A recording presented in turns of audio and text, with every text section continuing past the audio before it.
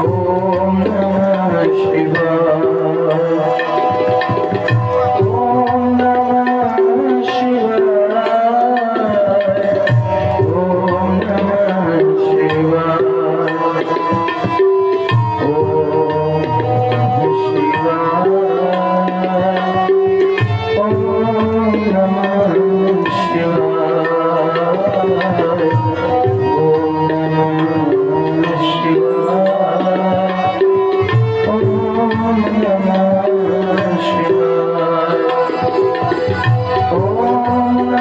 नमः शिवाय। ओम नमः शिवाय। ओम नमः शिवाय। ओम नमः शिवाय। ओम नमः शिवाय।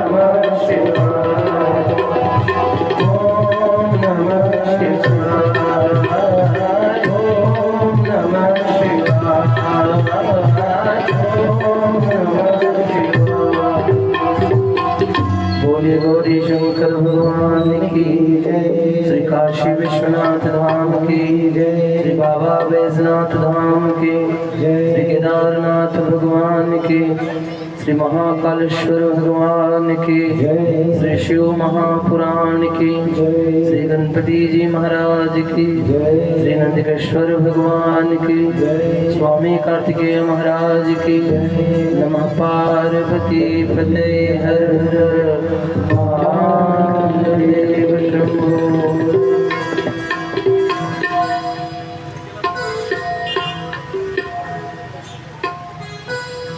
भगवान भूत भावन भोलेनाथ की असीम कृपा से, भगवान भोलेनाथ की अनुपम करुणा से हम समस्त भगवत भक्तजनों को श्री शिव महापुराण की कथा श्रवण करने का अवसर प्राप्त हुआ है। हम सभी भगवान भोलेनाथ के चरणों में प्रणाम करें और भगवान भोलेनाथ से प्रार्थना करें कि हे प्रभु, हमारे जीवन के विष को आप नीलकंठ बनकर पी जाएं, हमारे जीवन में सुख शांति एवं समृद्धि का भंडार भरे। हम नादान आपके भक्त, ना मंत्र जाने, ना पूजा जाने, ना पाठ जाने, ना जप जाने, ना होम जाने, फिर भी भाव के श्रद्धा सुमन आपके चरणों में अर्पण करते हैं और आप हमारे जीवन के दुखों को दूर करें। श्री शिवाय श्री शिवाय श्री शिवाय नमः। पार्वती पते हर हर महादेव।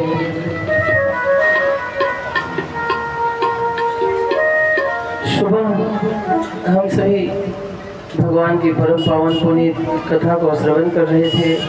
माता सती और भगवान शिव जी के चरित्रों को जाना। भगवान शंकर जी की करुणा को हमने समझा। भगवान शिव के तत्व को हम समझने के लिए यहाँ पर विगत 4 दिनों से बैठे हैं और उनकी परम पावन पुनीत गाथा हम सभी श्रवण कर रहे हैं। 33 कोटि देवताओं में भगवान भोलेनाथ ही एक ऐसे करुणावान हैं जो समय समय पर सबके दुखों को दूर किए हैं। भगवान भोलेनाथ जब भगवान कृष्ण के सामने पूतना आई विष पिलाने के लिए, तो दूध तो भगवान कृष्ण ने पिया, लेकिन विष पीने के लिए भगवान कृष्ण ने शिव जी का आवाहन किया। शंकर जी ने विष पिया और भगवान कृष्ण को दूध पिलाकर पूतना के उद्धार करने का उन्हें सहायक बनाया। राम जी के अवतार में, राम जी के जीवन में जब जब समस्या आई है, जब जब विपत्ति आई है, तो भगवान भोलेनाथ ही उनके भी जीवन की विपत्ति को दूर करने का प्रयास किए। उसी प्रकार जब मानव के जीवन में विपत्ति आती है, इंसान के जीवन में दुख आता है, तो वह दुख महादेव नीलकंठ विष समझकर पी लेते हैं और अपने भक्तों के जीवन में सुख प्रदान करते हैं।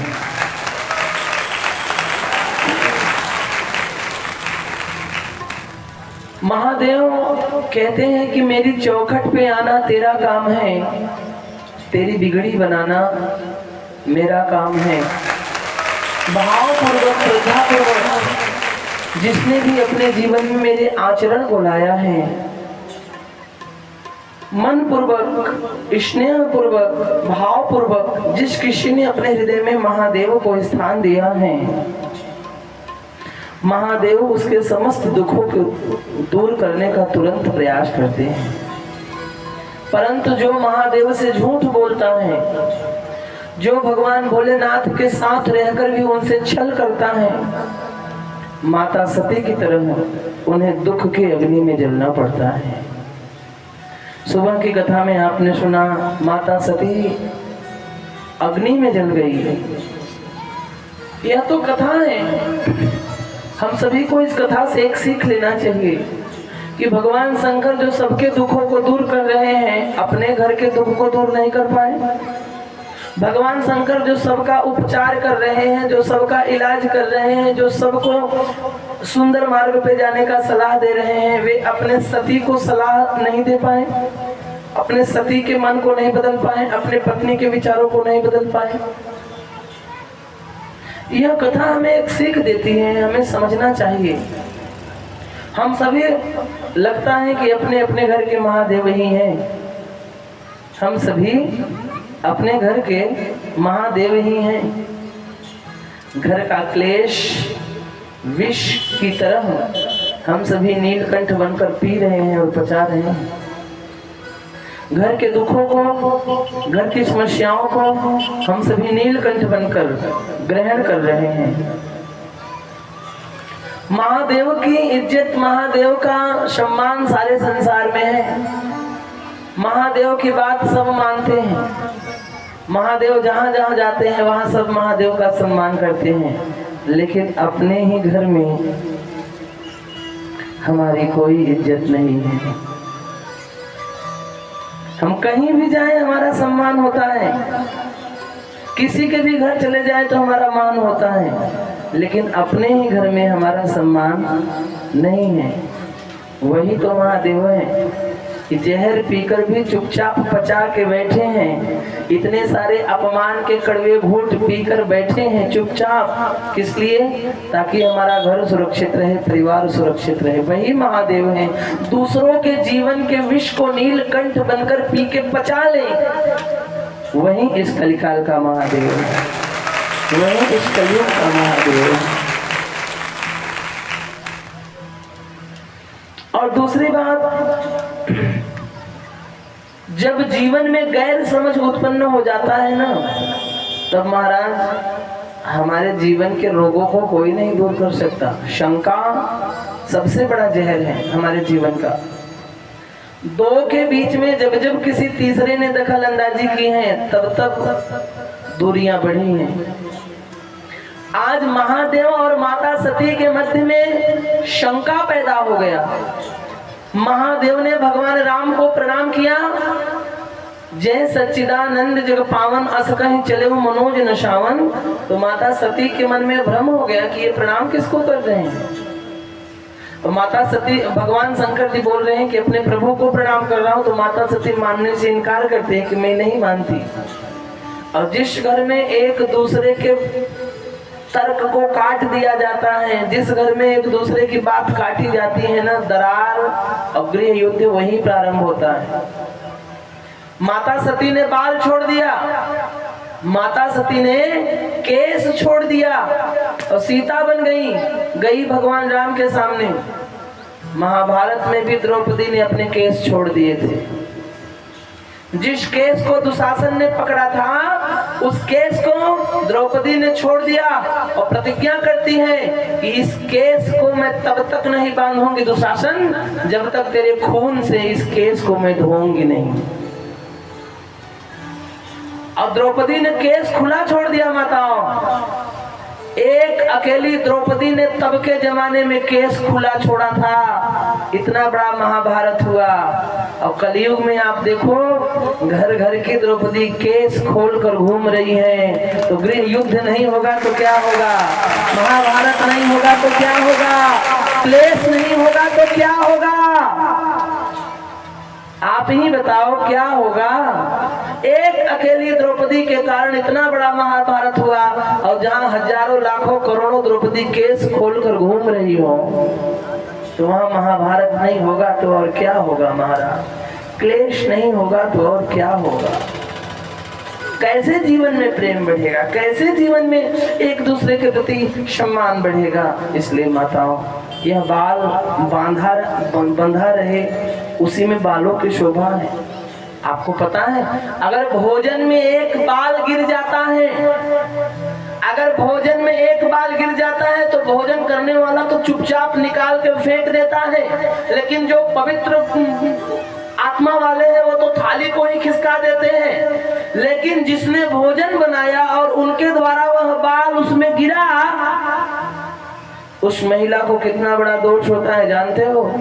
शिव महापुराण कह रही है कि अगर अन्न में बाल आ गया तो गौ मांस के बराबर भोजन हो गया। और गौ मांस खाने वाला कौन से नरक में जाता है ये सारा संसार जानता है। इसलिए बालों को हमेशा बांध के रखो। यह बाल अगर बंधे रहेंगे, देखो इस चेहरे की सुंदरता इन बालों से ही है। लेकिन इस बालों की कीमत कब तक, जब तक ये यहाँ से जुड़े हुए हैं, सिर से जुड़े हुए हैं। अगर यह बाल सिर से नीचे उतर जाते हैं तो फिर ये रद्दी के भाव हो जाते हैं, फिर इसकी कोई कीमत नहीं ली। लेकिन आजकल धंधा करने वालों ने बालों में भी व्यापार कर लिया है। केस खरीदने वाले आते हैं, केस खरीदने वाले, और कितने रुपए में कितनी केस। जरा सी केस 200 रुपए में, 200 रुपए ग्राम। जब 200 रुपए का 1 ग्राम केस हो रहा है तो 1 किलो कितने रुपए में होगा? किसी ने पूछा यह इतना महंगा क्यों, यह इतना महंगा क्यों? तो एक संत ने कहा भैया माताएं इन्हीं बालों के मध्य में सिंदूर लगाती हैं और वह सिंदूर इनके स्वामी की निशानी होती है, उनकी स्वामी की कीमत बढ़ाती है। यानी है कि अगर यह बाल बेच रही है तो अपने स्वामी की कीमत भी बेच रही है।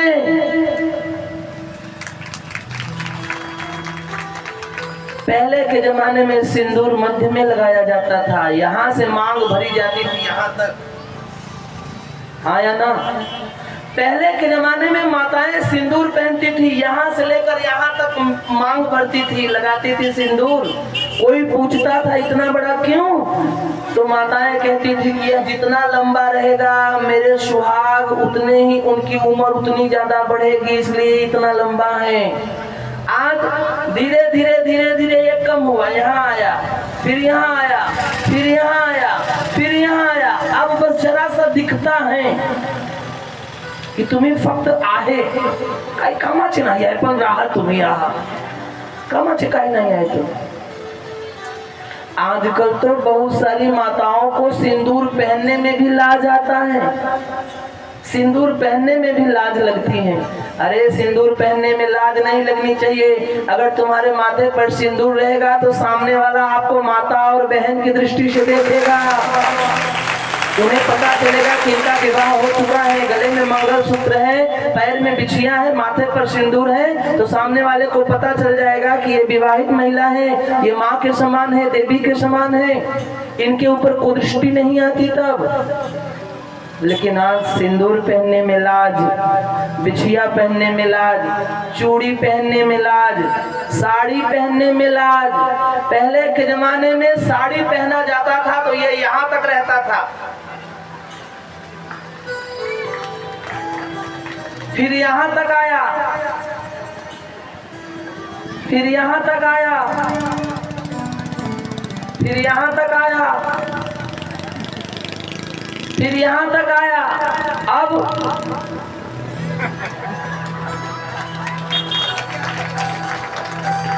न लाज रह गई, न शर्म रह गया, न हया रह गई, न डर रह गया, न भय रह गया।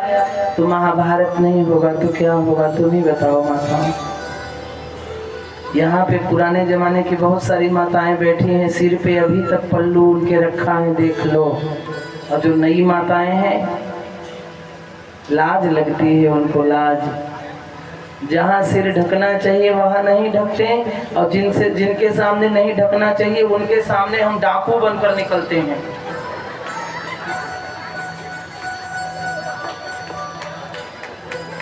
बाप बेचारा चौराहे पर खड़ा है और वहीं बगल में मुर्गी खड़ी है, या काई हरकत नहीं, या तुम या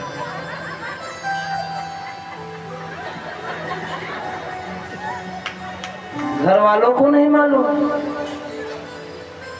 पहले के जमाने में जब डाकू चोरी करने आते थे तो मुंह बांधकर चोरी करते थे। आज हमें बताया क्या जाता है कि धूप लागते, धूल उडते, म्हणून आम्ही हे चांगलं जास्त ऐश्वर्या राय सारखे आहे का, माधुरी दीक्षित आहे का, जिनके सामने मुंह ढकना चाहिए वहां बेपर्दा, और जिनके सामने कुछ पर्दा नहीं वहां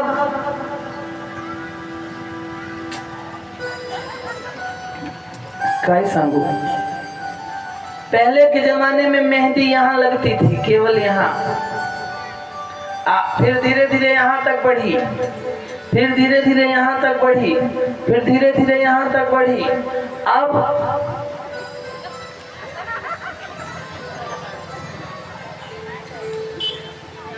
अच्छा एक बात बताना, आप सब लोग बताना, आप सबके पास संदूक में कितनी साड़ियाँ होंगी?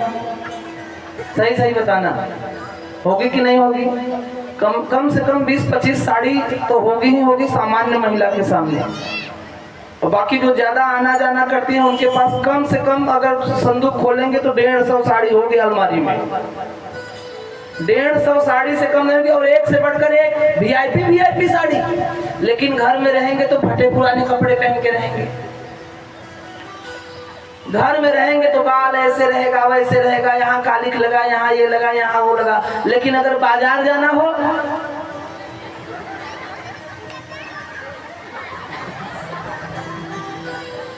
कोणासाठी श्रृंगार कोणासाठी आहे? दुसऱ्यांसाठी की आपल्या नवऱ्यासाठी? सांगा ना तुम्ही, कोणासाठी? जरा मी खोटं, तुम्हाला विनोद वाटत आहे, हा विनोद नाही आहे। तुम्हाला विनोद वाटत आहे, पण आम्ही खरं म्हणत आहे, श्रृंगार कोणासाठी? आपल्या नवऱ्यासाठी ना। जर आम्ही आपल्या नवऱ्यासमोर श्रृंगार केले, चांगले दिसले, तर आपला नवरा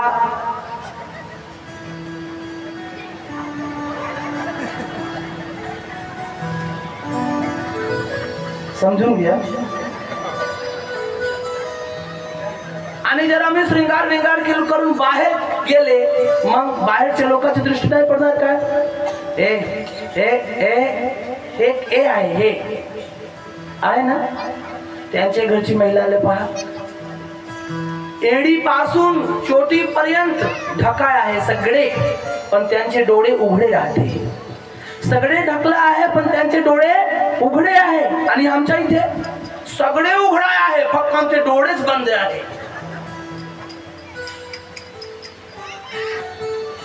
तब के जमाने में एक द्रौपदी ने केश खोला था, महाराज तो महाभारत हुआ। माता सती ने केश छोड़ा, माता सीता की परीक्षा लेने गई, जल के राख होना पड़ा, अग्नि में जलना पड़ा। आज घर घर की महिलाएं बाल छोड़े घूम रही हैं, घर घर की बेटियां बाल खोले घूम रही हैं, इसलिए घर घर में गृह युद्ध प्रारंभ है। मेरी कथा कल भी सही थी, आज भी सही है, कल भी सही रहेगी। तुम्हाला विनोद वाटते, पण ते विनोद नाही आहे, आम्ही खरी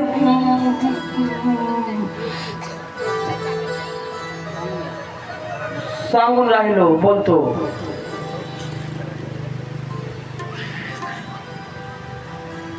अगर मेरी बात मान के भी ना समझे, ना सुधरे, तर हे देशाचे मोठं दुर्भाग्य, तुमचंही दुर्भाग्य आणि कथा सांगणारे, कीर्तन करणारे महाराज लोकांचंही दुर्भाग्य। कारण जर कोणी ऐकणारच नाही तर मग सांगायचे अर्थच काय? मग कसाला कीर्तन करायचं, कसाला कथा करायचं, कसाला उपदेश द्यायचं, कसाला सत्संग करायचं? जर कोणी ऐकणारच नाही, मानणारच नाही, तर मग सांगायला अर्थ काय, फायदा काय? तर हे आमच्यासाठी दुर्भाग्य आहे।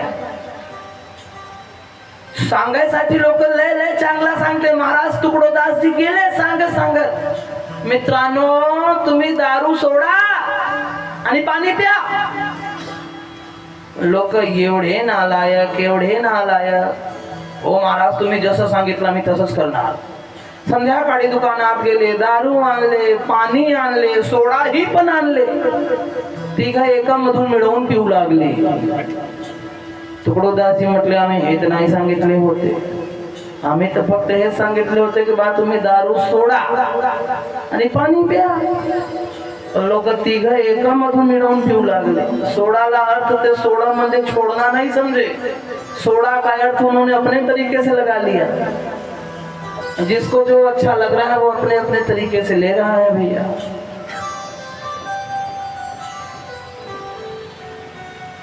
वापस आने के बाद जब महादेव ने कहा माता सती से कि तुम्हारे पिता के घर यज्ञ हो रहा है, तो सती जी ने कहा मैं जाऊंगी। शंकर जी ने फिर मना किया कि मत जाओ, निमंत्रण नहीं आया है, बुलावा नहीं आया, और जहां से बुलावा ना आया हो वहां नहीं जाना चाहिए। लेकिन क्या सती जी मानी? नहीं मानी, गई। और गई, अपमान हुआ। जहां पर अपने पति का सम्मान ना हो, जहां अपने पति का आदर ना हो, वहां नहीं जाना चाहिए, चाहे वह अपने बाप का ही घर क्यों ना हो।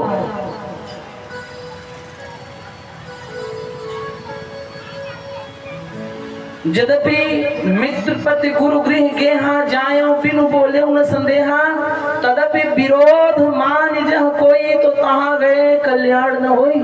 वहां जाने पर फिर अपना कल्याण होने वाला नहीं है। इसीलिए किसी ने कहा है भजन में राम का नाम न हो, उस भजन को गाना ना चाहिए। और जिस सभा में अपना मान न हो, उस सभा में जाना ना चाहिए। जिस माँ ने हमको जन्म दिया, दिल उसका दुखाना ना चाहिए। जिस पिता ने हमको पाला है, उन्हें कभी सताना ना चाहिए। जहाँ अपना मान सम्मान ना हो वहाँ नहीं जाना चाहिए। परंतु माता सती ने भगवान शिव की एक भी नहीं मानी और माता सती गई। जब माता सती मायके में गई तो माता सती का अपमान हुआ, सबने अपमान किया। माता सती की एक बहन बोली, अरे तुझको तो निमंत्रण भी नहीं मिला, बिना निमंत्रण के चली आई। तो दूसरी बोली, अरे काही नाही, येऊ दे आपले बापाचं घर मोठाया है, बापाचे मन मोठाया है, लय लोक बिना बोलवले आहे, एक हेही सही। तर माता सतीला दुःख वाटलं की आमच्या बापाची घरी मी म्हणजे एक भिकारी सारखे आले आहे। तो दूसरी ने कहा, अरे इनके पतिदेव के पास तो मकान ही नहीं है, ये लोग तो शमशान में रहते हैं। तो तीसरी बोली, मकान जाने दे, पहनने को कपड़े तक नहीं है। चौथी बोली, कपड़े की बात करती है, खाने को अन्न तक नहीं है, भीख मांग के बेचारा खाता है, भीख मांग के, इसकी तो हालत बड़ी खराब है। एक बात बताएं, अगर आपको 4 बेटी हो और 4 बेटी में 3 बेटी बहुत बड़े घर में गई हो, एक बेटी गरीब के घर में गई हो, और जब घर में कोई फंक्शन हो, कार्यक्रम हो, तो जो बड़ी घर की बेटियां हैं वो तो बढ़िया महंगे महंगी साड़ी पहन के आएंगी, हार गिर चैन गिन सगड़े पहन के आएंगी। लेकिन जो गरीब घर की रहेगी बेचारी, वो एक छोटा सा झोला लेके चली आती हैं, और उन तीनों के बीच में फिर उसे बड़ा अपमान लगता है। फिर बर्तन मांजने के लिए वहीं गरीब घर वाली बिटिया, चाय बनाने के लिए बार बार वहीं जो अमीर घर वाली बेटियां हैं, वे तो बैठे बैठे शासन चलाती हैं, अपमान फिर उसी को लगता है। और जो अमीर घर वाली बेटियां हैं उनको निमंत्रण पहले जाता है, पर जो बिटिया गरीब के घर में गई है उसको निमंत्रण सबसे आखिरी में जाता है। कोई नहीं पूछता, इस संसार में गरीबों की इज्जत नहीं है, अमीरों की बड़ी इज्जत है, पर गरीबों की कोई इज्जत नहीं है। बारिश के समय में गरीबों के घर में आफत आ जाती है, रात भर बेचारे गोनी ओढ़ कर बैठे बैठे बिताते हैं। लेकिन मुझे एक बात बताना, घर में जब शादी विवाह हो, घर में जब शादी विवाह हो, तो अमीर रिश्तेदार पहले आते हैं कि गरीब रिश्तेदार पहले आते हैं? गरीब रिश्तेदार पहले आते हैं। अमीर रिश्तेदार शादी वाले दिन आएंगे, उसी दिन अहेर होंडा पकड़ा के वापस चले जाएंगे कि माझ्याकडे वेळ नहीं आए। पर गरीब घर के रिश्तेदार विवाह के 2 दिन पहले आते हैं, तुम्हारे घर का सारा काम करते हैं और 2 दिन बाद सारा काम निपटा कर जाते हैं। इसीलिए कहा जाता है कि अमीरों का पांव पकड़ने के बजाय गरीबों का हाथ पकड़ लो, तुम्हारा भी उद्धार हो जाएगा, उनका भी उद्धार हो जाएगा।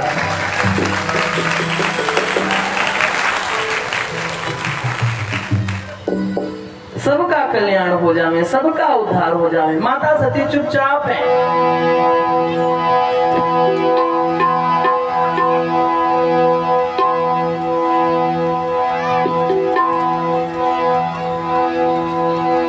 अंत में माता सती को बड़ा दुख लगा, तो मायके में उनकी माँ, माता सती की माँ, मायके में सब अपमान करें, लेकिन एक ही है जो अपनी बिटिया का सम्मान करती है, माँ। सादर भले ही मिली एक माता, भगिनी मिली बहुत मुस्काता। माँ ने सती से कहा कि बेटी तुझे आना नहीं चाहिए था, क्यों आ गई?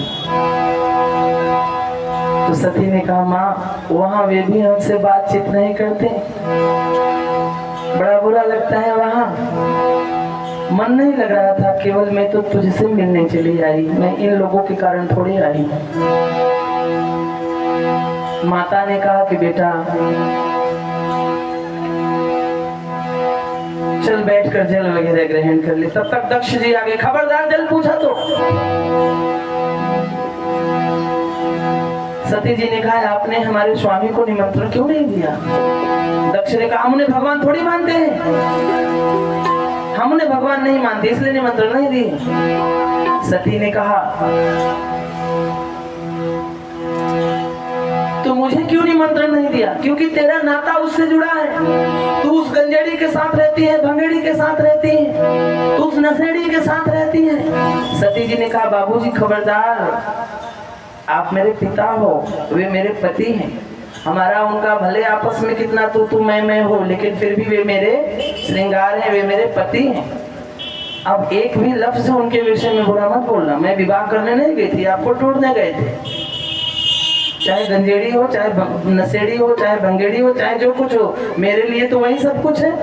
चाहे काले हो, चाहे काने हो, चाहे लूले हो, चाहे लंगड़े हो, मेरे लिए तो वही सब कुछ है। भला है बुरा है जैसा भी है, मेरा पति मेरा देवता है, मेरे लिए तो सब कुछ वही है। लेकिन अगर आपने उनके विषय में कुछ उल्टा सीधा बोला तो मुझसे सहन नहीं होगा।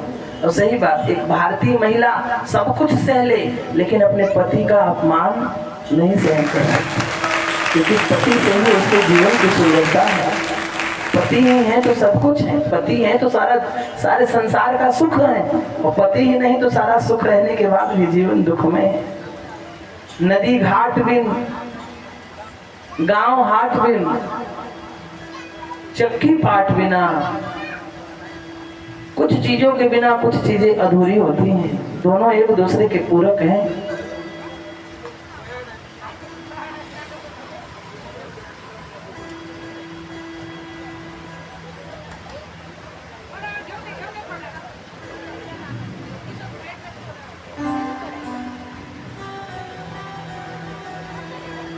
अनिकेत आहे ना, अनिकेत आज आम्ही सकाळी गेले होते प्रभात फेरीमध्ये, लहान लहान बच्चे हमें मिले वहाँ। समर्थ, सक्षम, ओम, योग, वैभव, राकेश, दिनेश, जयपाल, हाँ, बहुत सारे बच्चे सुबह मिले। तो मुझे बड़ा अच्छा लगा कि अगर कम उम्र के बच्चे हरि पाठ में हैं, हरि नाम में हैं, तो महाराज इनके संस्कार बन गए, इनका जीवन बन गया। एक बात मैं आपको बताऊं, बचपन में ही आप अपने बच्चे को अच्छे संस्कार दे सकते हो। बचपन में ही, अगर बचपन में आपने अपने बच्चे के हाथ में धूप बत्ती पकड़ा दिया तो बड़ा होकर वह अपने हाथ में बीड़ी सिगरेट हाथ नहीं लगाएगा। बचपन में अगर आपने अपने बच्चे के हाथ में ताड़ पकड़ा दिया तो बड़ा होने के बाद वो चाकू हाथ में नहीं उठाएगा। बचपन में अगर आपने अपने बच्चे के हाथ में गंगा जल पकड़ा दिया तो बड़ा होकर वह शराब जल हाथ नहीं लगाएगा। बचपन में ही अगर आपने अपने बच्चे को भगवान के चरणों में झुका दिया तो बड़ा होकर वह आपके ऊपर चरण नहीं उठाएगा। वह महाराज नहीं बनेगा, कीर्तनकार नहीं बनेगा, वह भागवतकार नहीं बनेगा, वह भजन वाला नहीं बनेगा, लेकिन वह चोर भी नहीं बनेगा, बदमाश भी नहीं बनेगा, गुंडा भी नहीं बनेगा, वह इंसान बनेगा, वह इंसान बनेगा। इसलिए बचपन में ही हमें यह सब करना चाहिए। पुराने जमाने में एक गीत आपने सुना होगा, इंसाफ की डगर पे बच्चों दिखाओ चल के, ये देश है तुम्हारा, नेता तुम्ही हो करके। इंसाफ की डगर पे बच्चों दिखाओ चल के, ये देश है तुम्हारा, नेता तुम्ही हो करके।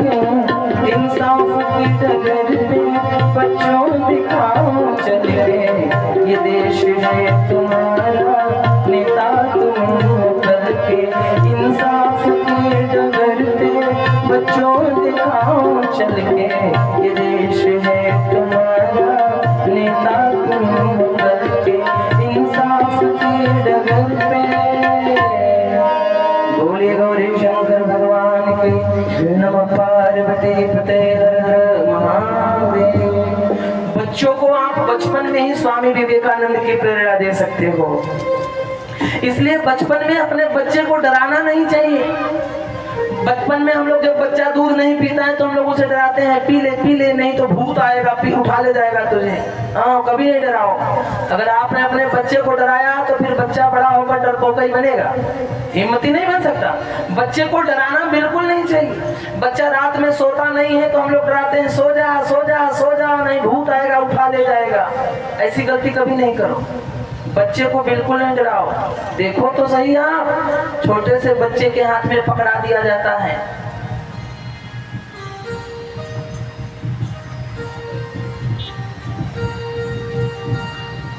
छोटे से बच्चे के हाथ में पकड़ा दिया जाता है और बच्चे को कोई डर नहीं, बच्चे को कोई भय नहीं। इसलिए महाराज बड़े होने के बाद ये लोग ना जाने क्या से क्या कर जाते हैं। महाराज बचपन में ही जीजा माता जी ने शिवाजी को वीर गाथाएं पढ़ाई थी, महापुरुषों की जीवनी पढ़ाई थी, महापुरुषों के सत्संग पढ़ाए थे, महापुरुषों के सत्संग उन्हें बताए थे। तब जाके शिवाजी महाराज वीर बने थे। हम अपने बच्चे को क्या बना रहे हैं? डरपोक। बच्चे में हिम्मत दो, बच्चे में हौसला भरो, बच्चे को डराओ नहीं, बच्चे को आगे बढ़ने की प्रेरणा दो। एक आधे बार बच्चा गिर जाए तो उसे यह मत डांटो कि इतना पैसा नुकसान करता है, तो ऐसा करता है वैसा करता है, बल्कि उसे हिम्मत दो कि अगली बार पुनः प्रयत्न करा। बच्चों को अच्छी शिक्षा दो। 5 वर्ष की आयु में महाराज ध्रुव ने भगवान को प्रकट किया था और 5 वर्ष की आयु में महाराज प्रहलाद ने भी भगवान को प्रकट कर लिया था, 5 वर्ष की आयु में। इसलिए महाराज मुझे लगता है कि अपने बच्चे को संस्कार अवश्य दो। हमारे बच्चे के अंदर संस्कार जरूर होना चाहिए। कहीं कहीं लोग बोलते हैं, एक मिनट, एक गोष्ठी वाला चला तुम्हें, कहीं लोग बोलते हैं कि महाराज क्या संस्कार सत्संग, छोटे छोटे बच्चे कथा में जाएंगे तो उनका जीवन नहीं बिगड़ जाएगा। अरे छोटे छोटे बच्चे अगर कथा में नहीं जाएंगे तब उनका जीवन बिगड़ जाएगा, कथा में आने से उनका जीवन बदल जाएगा। आणि खरं खरं सांगू का, हे कथा तुमच्यासाठी नाही आहे, आता तर तुमचं झालं जीवन, आता तर तुम्हाला तर जायचं वेळ आहे।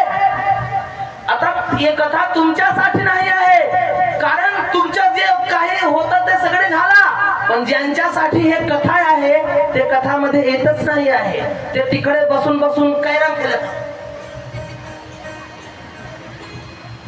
ते तिकडे बसून बसून फोनवर शेअर मार्केट मध्ये लावले आहे रुपया पैसा। आजकल हमारे बच्चे को मोबाइल हाथ में देके जुआ सिखाया जा रहा है, जुआ। जैसे ही मोबाइल का यूट्यूब चैनल खोलेंगे तुरंत रमी ऐप आएगा, फेसबुक खोलेंगे तुरंत रमी ऐप आएगा। रमी ऐप क्या है? जुआ है, जुआ। और मैंने देखा है तमाम बच्चे ऐसे जुए में लगकर फांसी लगा के मर गए हैं। नए उम्र के बच्चे, कम उम्र के बच्चे 10वीं में पढ़ रहे हैं, 8 लाख का कर्जा हो गया है। 12वीं में पढ़ रहे हैं, 8 लाख का कर्जा हो गया है। कहाँ? क्रिकेट के चक्कर में, क्रिकेट के चक्कर में 1 रुपया लगाओ 1 करोड़ पाओ, कुछ नहीं मिलने वाला, बल्कि उल्टे 7-8 लाख गंवाओ। हमारे बच्चों को बिगाड़ा जा रहा है, हमारे बच्चों को दिशा विहीन किया जा रहा है। मैं मानता हूं कि हमारे लिए विद्यालय जरूरी है, मैं मानता हूं कि हमारे लिए विद्यालय जरूरी है, विद्यालय में जाना चाहिए, मैं भी इस बात की पुष्टि करता हूं। लेकिन विद्यालय में तुम्हारे बच्चे को केवल ज्ञान मिलेगा, संस्कार नहीं मिलेगा। अगर विद्यालय में ज्ञान मिलेगा तो विद्यालय जरूरी है, इसीलिए देवालय में संस्कार मिलता है। हमारे लिए देवालय भी जरूरी है,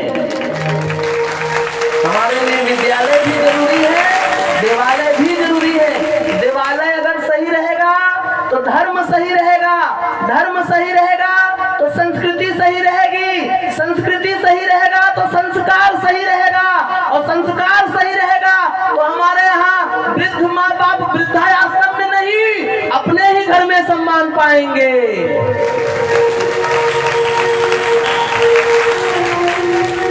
चंचल मन को के प्रीत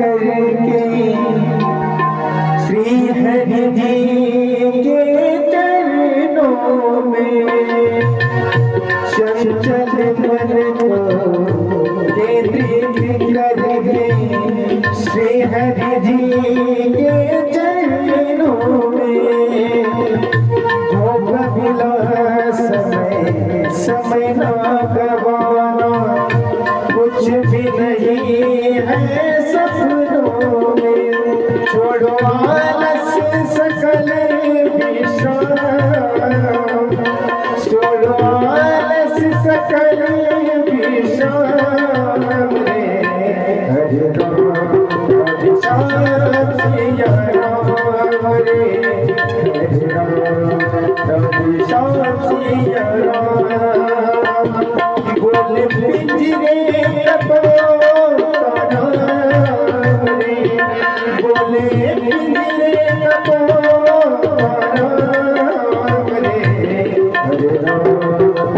राम सिया राम रे हरे राम सिया राम रे हरे राम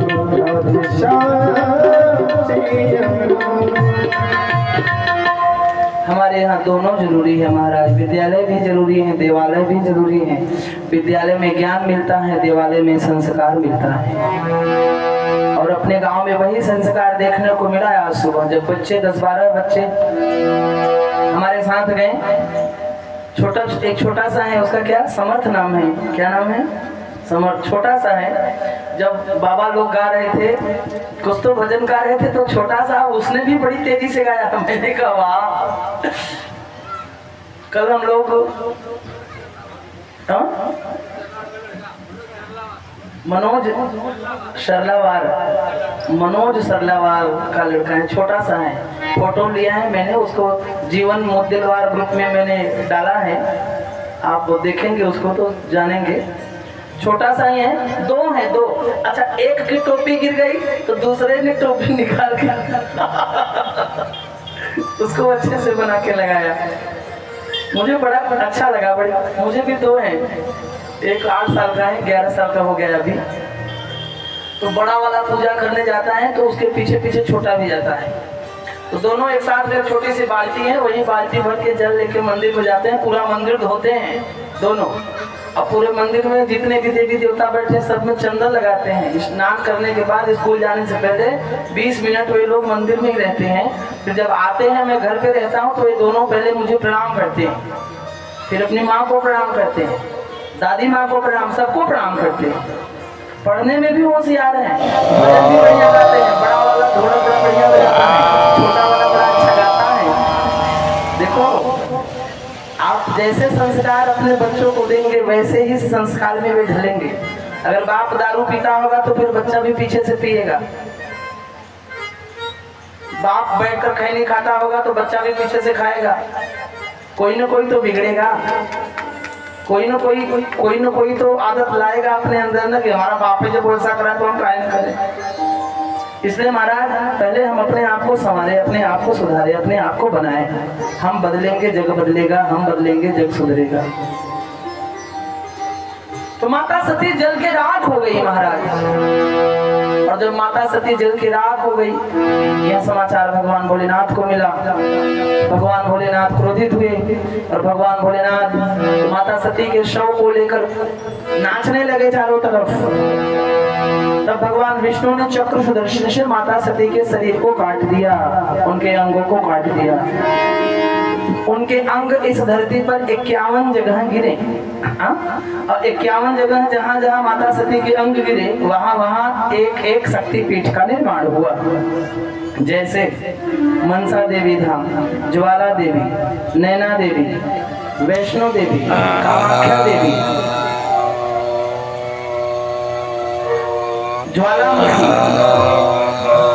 तमाम प्रकार के महाराज जहाँ जहाँ आपकी नजर जाए, बंगलामुखी माँ, इधर गुजरात में पावागढ़, जहाँ जहाँ आपका नजर जाए वहाँ वहाँ एक एक शक्तिपीठ का निर्माण हुआ। 51 शक्तिपीठ इस धरा पर निर्मित हुए हैं। और कहते हैं कि जो भी नवरात्रि के समय पे इन माता जी का आरती गाता है, वंदन गाता है, पूजन करता है, भवन करता है, आचमन करता है, अनुमोदन करता है, उनके जीवन में माता की भी कृपा होती है और भगवान भोलेनाथ की भी कृपा होती है। तो अंत में माता सती के राख को लेकर भगवान ने अपने माथे पर त्रिपुंड लगाया। माता सती के राख को लेकर भगवान शंकर जी अपने पूरे शरीर पर मलने लगे। माता सती के भस्म को पूरे शरीर पर उन्होंने मला। तो किसी ने भगवान शंकर जी से पूछा, महाराज ऐसा क्यों? देखो इसके दो कारण हैं, एक तो आध्यात्मिक कारण और दूसरा वैज्ञानिक कारण। आध्यात्मिक कारण यही है कि अगर कोई आपसे पूछे कि भगवान शंकर जी अपने शरीर पर भस्म क्यों लगाते हैं, तो आध्यात्मिक कारण यह है कि माता सती से भगवान शंकर इतना प्रेम करते हैं, माता सती से भगवान शंकर इतना स्नेह करते हैं कि मृत्यु के उपरांत वे उनके राख को भी छोड़ना नहीं चाह रहे हैं, अपने अंग पे मल के रखते हैं, अपने अंग पे सजा के रखते हैं। यह आध्यात्मिक और वैज्ञानिक कारण ये है कि भगवान शंकर जी रहते हैं हिमालय में। हिम माने होता है बर्फ, बर्फ ठंडा होता है, पहाड़ी क्षेत्र में बड़ी ठंडी होती है। और जो राख होता है, राख अगर हम शरीर में लगा लें तो ठंडी नहीं लगती है, क्योंकि राख में गर्मी पैदा होती है।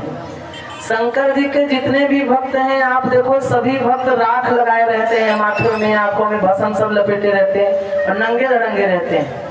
चाहे दिसंबर की ठंडी हो, चाहे जनवरी की ठंडी हो, कितनी भी भयंकर ठंड हो, चाहे माघ हो, चाहे पूस हो, चाहे जो भी ठंड हो, प्रत्येक ठंड में वे नंगे बदन रहते हैं, उनको ठंडी नहीं लगती। क्यों? क्योंकि जब राख शरीर में लगा लेते हैं ना, तो शरीर में राख मलने से ठंडी नहीं लगती। एक और बात बताऊं, अगर बिजली का काम करते हुए किसी को करंट लग गया, और करंट जब शरीर में लग जाता है ना, तो शरीर बड़ा गर्म हो जाता है, और अगर उसके गर्मी को शांत करने के लिए हमने उसके ऊपर पानी डाल दिया तो शरीर फट जाता है। इसलिए जब करंट लगे तो पानी नहीं डालना चाहिए, फिर राख लेकर उसका मालिश करना चाहिए।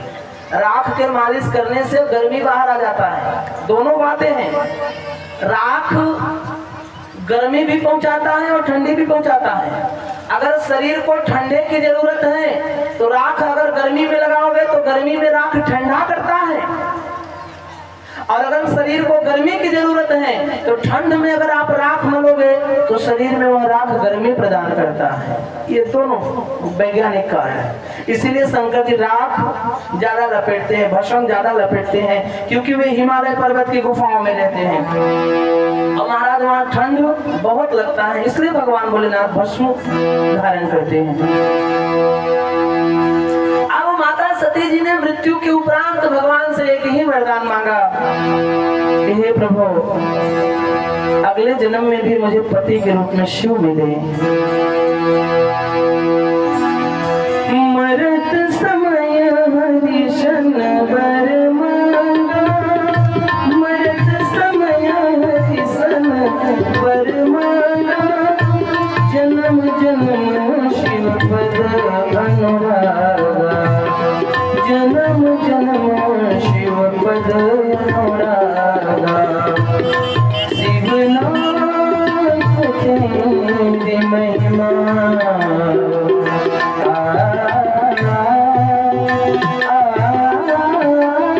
शिवनाथ तेरी महिमा, जब तीनों लोग गाए नाचे दरा गगन,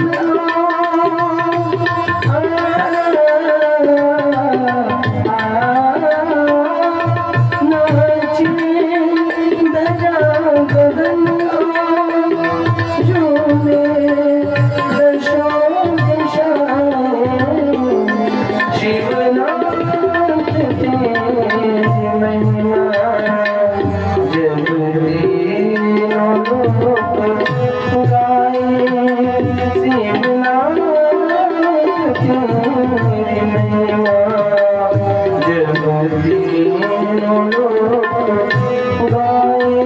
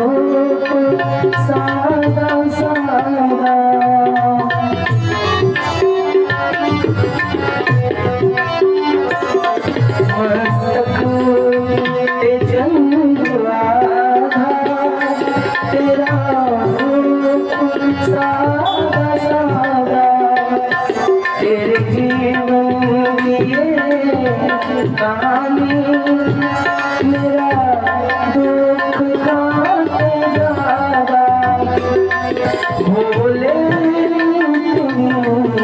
दिशाएं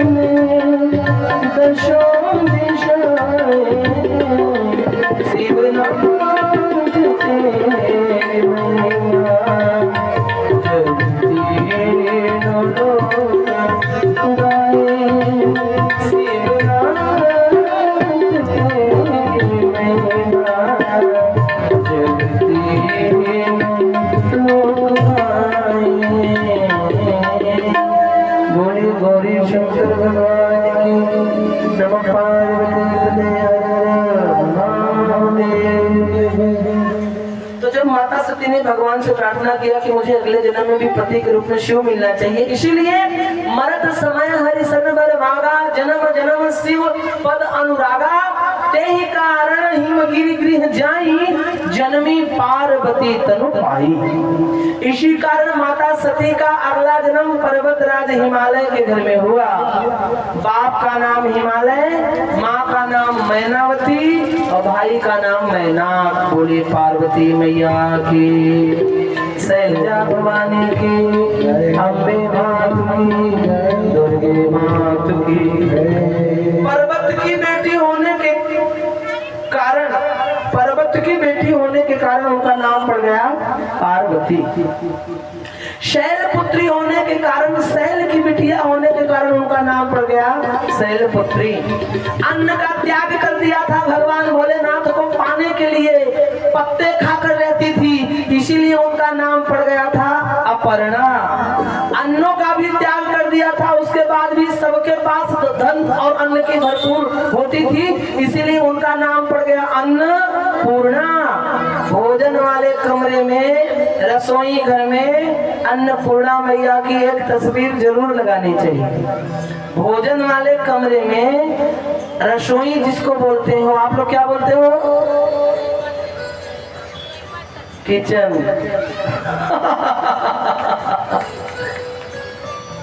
म्हणजे आम्ही मराठीमध्ये म्हणणार ते काय म्हणणार? स्वयंपाकगृह, स्वयंपाक म्हणजे आपल्या मनापासून आम्ही जे काही बनवणार स्वतःचे मनामधून स्वयं पाक म्हणजे निर्माण करण्याचे, मतलब मन से जहाँ भोजन बनाया जाए वह है स्वयंपाकगृह। जहाँ मन से भोजन बनाया जाए वह है स्वयंपाकगृह। जिस घर में रस से भरा भोजन बनता हो वह होता है रसोई गृह।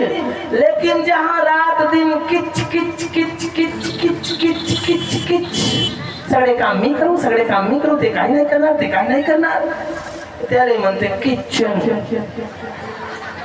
आणि किचन मध्ये जे काही बनणार तर मग ते प्रसाद नाही होणार, ते भोजन नाही बनणार। किचन मध्ये किचकिच मध्ये तर फक्त कीचड निर्माण होणार। मग तुम्ही लाख मसाला टाकून द्या, तूप टाकून द्या, तेल टाकून द्या, तुम्ही आपला हात आणि पायही लावून द्या, जीवन मध्ये स्वाद राहणार नाही, भोजन मध्ये स्वाद भेटणार नाही। आज खरं पहा ना तुम्ही, आम्ही एवढा मसाला टाकत आहोत तरीही भाजीमध्ये स्वाद नाही आहे। जुना काळमध्ये फक्त जिरा, हल्दी आणि नमक टाकून जेवण बनवत होते, भाजीमध्ये किती स्वाद राहते हो। आज कोणाला स्वादच नाही भेटत, कारण आज भोजन बनत जरूर आहे पण भावपूर्वक नाही बनत आहे, मनातले राग आहे। कोणाला मन शुद्ध नाही आहे, कोणाला मन चांगला नाही आहे, कोणाला मनामध्ये शुद्धीकरण नाही आहे, सर्वांना मनात काही ना काही कोणा ना कोणा गोष्टीचे राग आहे. सकाळ ते रात्री 10 वाजेपर्यंत राग तोपर्यंत नाही निघू शकणार जोपर्यंत आम्ही आपला हे राग कोणावर काढणार नाही. कोणावर जर राग काढले तर राग निघून जाणार. आणि बिचारे नवरदेव बनून जाते ह्या रागाचे. काय म्हणते तिथे राग काढणारे पात्र कोना ऊपर ते अपने क्रोध टाके, किसके ऊपर अपना गुस्सा निकाले. आजकल दूर दूर रह रहे हैं. पहले घर में सब एक रहते थे तो बहू अपना गुस्सा कम से कम सासू पर उतार देती थी, या देवरानी या जेठानी पर उतार देती थी, और नहीं कोई तो बच्चे पर उतार देती थी. लेकिन अब ना घर में सासू है, ना देवरानी है, ना जेठानी है, बच्चे भी स्कूल है, अकेले बच्चे पति देव, सो सारा क्रोध पति देव पर उतरता है.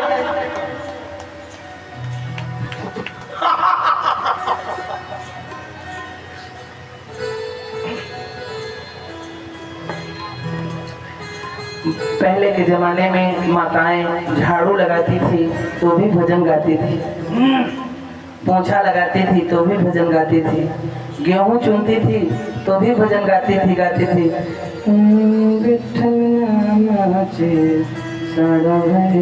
बाल बांधती थी तो भी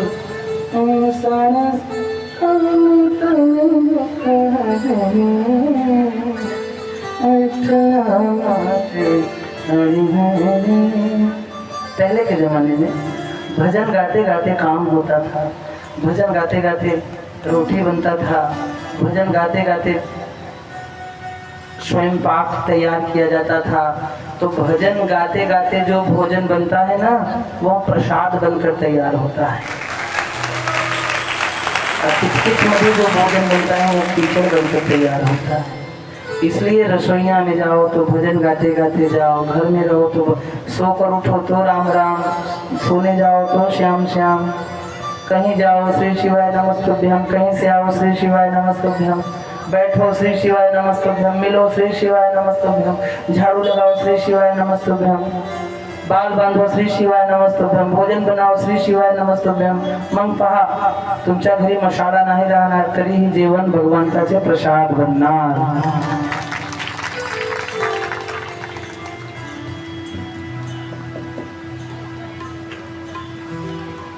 अन्नपूर्णा मैया का एक तस्वीर जरूर अपने भोजन गृह में लगाएं. ऐसा करने से घर में लाख मेहमान आ जावे, भंडारा कर लो, अन्न की कमी नहीं होती है.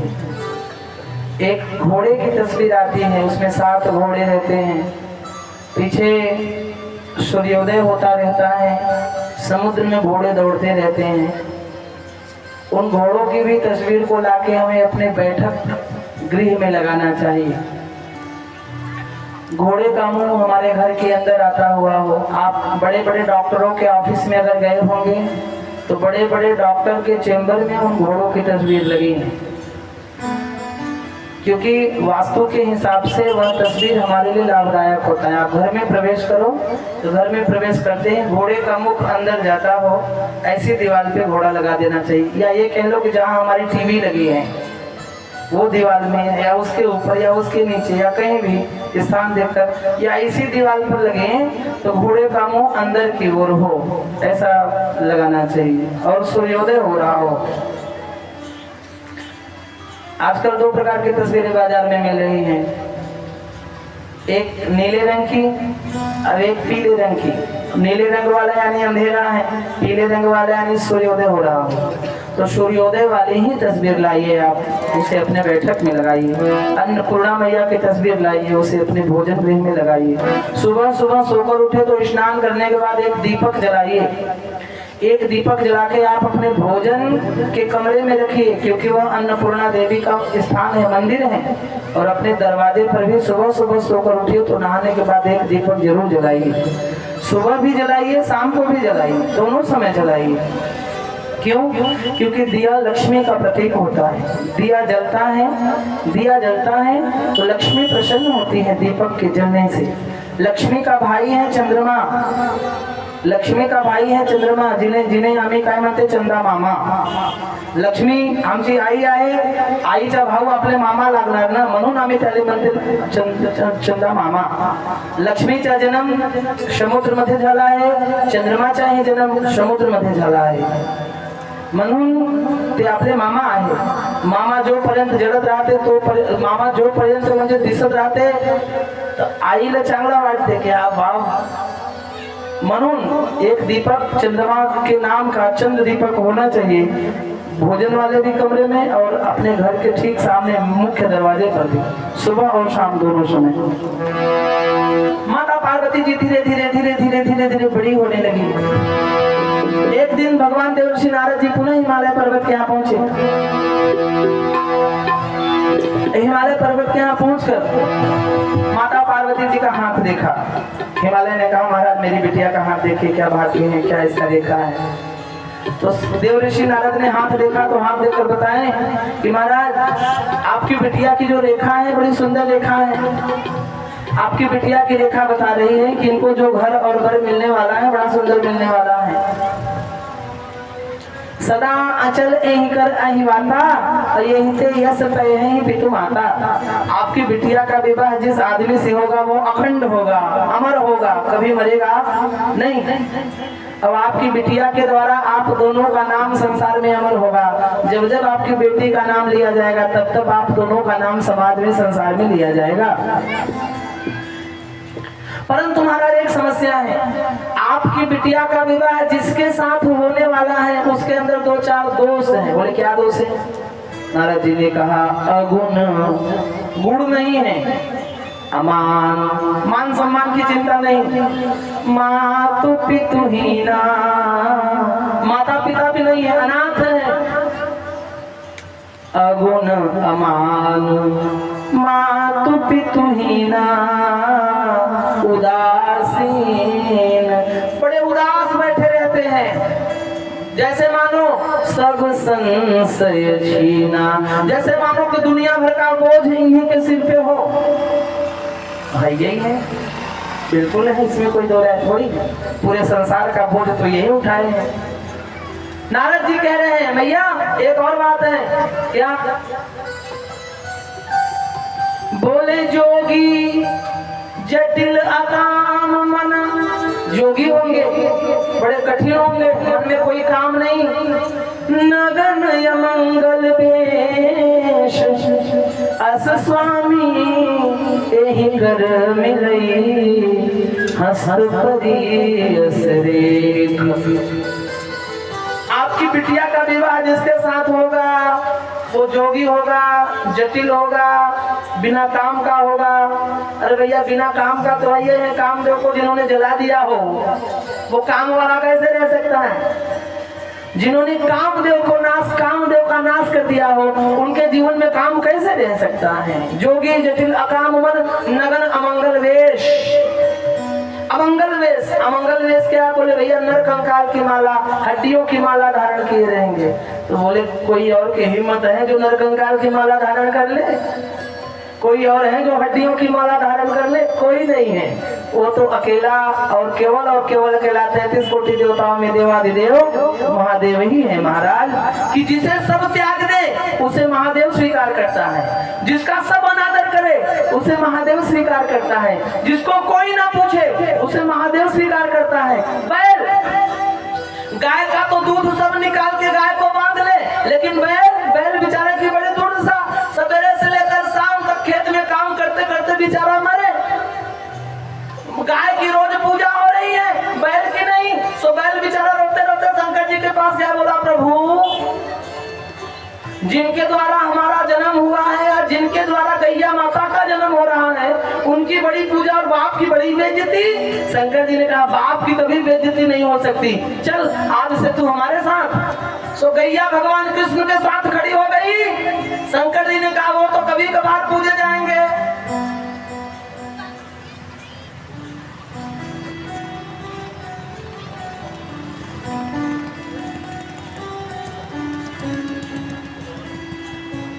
पर्दा छोटा है शायद ना, छूट गया, जाओ बांध लो उसको.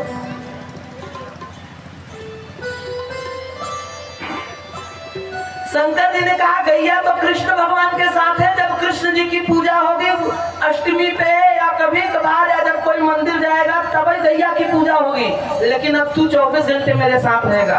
अब जब जब मेरे ऊपर जल चढ़ेगा तब तब तेरे ऊपर जल चढ़ेगा। सो बैल का भी आदर करवा दिया शंकर जी ने। सांप रास्ते में लोगों ने देखा तो लोग मार रहे थे, दौड़ा दौड़ा बेचारा शंकर जी के पास गया, बोला प्रभु बड़ी बेइज्जती। शंकर जी ने कहा कोई बात नहीं, मेरे पास आ, तुझे कोई नहीं बोलेगा।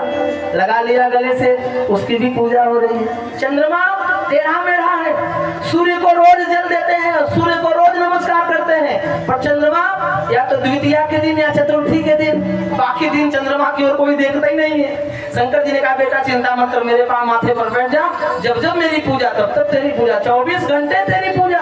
और 24 घंटे शिव जी के माथे पर जल, तो पहले चंद्रमा के ऊपर जल, फिर नाग देवता के ऊपर जल, फिर बैल के ऊपर। मतलब ये कि जिसको सब त्याग दे उसे मेरा भोले स्वीकार करता है।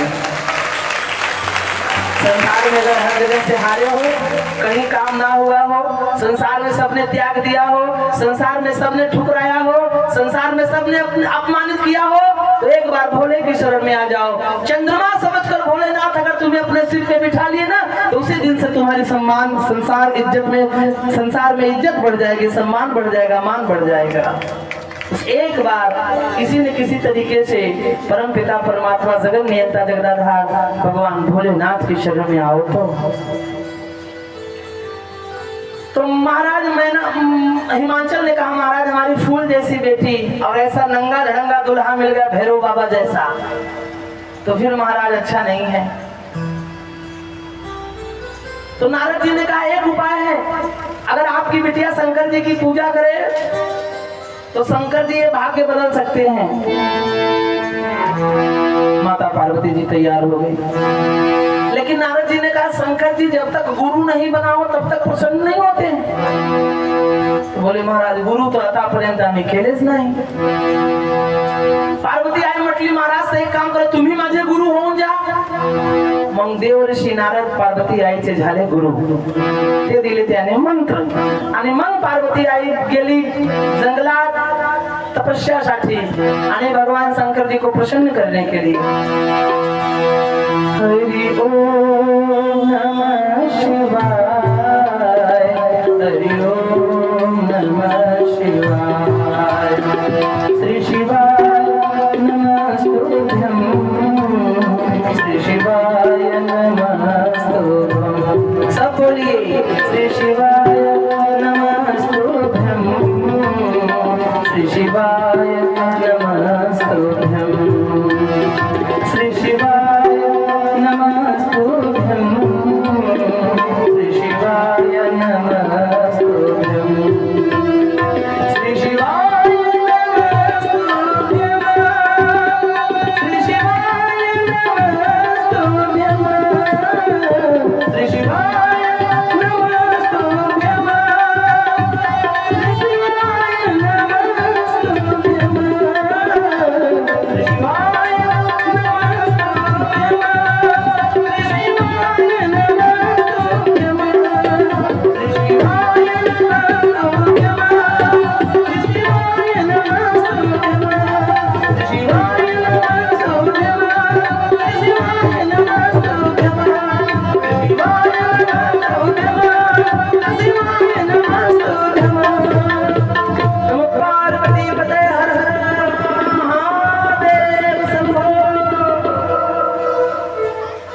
जैसे माता सती की परीक्षा लेने के लिए भगवान ने सप्तऋषियों को भेजा, वैसे ही माता पार्वती जी की परीक्षा लेने के लिए भगवान ने सप्तऋषियों को भेजा।